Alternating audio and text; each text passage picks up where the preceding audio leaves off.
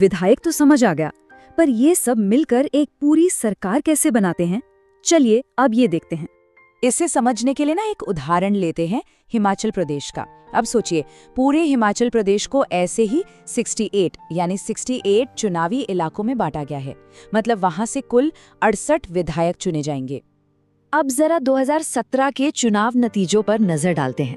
इसमें देखिए, भारतीय जनता पार्टी को मिली 44 सीटें, इंडियन नेशनल कांग्रेस को मिली 21 और बाकी पार्टियों को 3 सीटें। अब सवाल ये है कि इन नंबरों से सरकार कैसे बनती है? तो देखिए, रूल बहुत सीधा है। सरकार बनाने के लिए चाहिए बहुमत।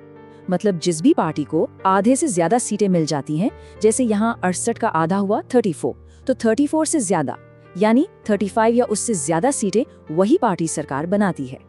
और इसी से विधानसभा में 2 मेन ग्रुप बन जाते हैं।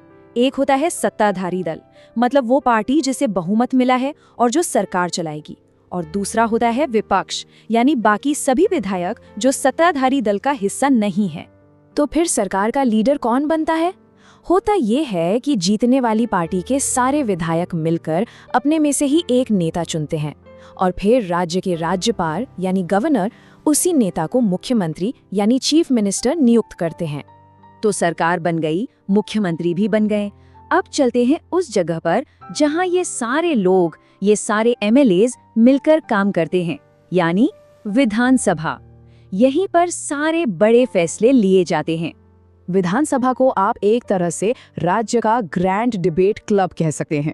ये वो जगह है जहां सत्ताधारी दल और विपक्ष दोनों के सारे विधायक एक साथ बैठते हैं, मुद्दों पर चर्चा करते हैं, बहस करते हैं और राज्य के लिए कानून बनाते हैं।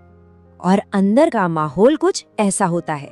यहाँ जोरदार बहसें होती हैं, अलग अलग विचारों का टकराव होता है, और होना भी चाहिए, क्योंकि यहीं पर तो हर विधायक अपने अपने इलाके के लोगों की आवाज उठाता है, उनकी परेशानियां सामने रखता है। तो इन सब बहसों का मकसद क्या है? मकसद ये है कि विधायक अपनी राय खुलकर रखें, सरकार से कड़े सवाल पूछें या फिर सुझाव दें कि भाई इस समस्या को हल करने के लिए सरकार को क्या कदम उठाने चाहिए। अब यहाँ एक और दिलचस्प बात है, कुछ एमएलएज की ना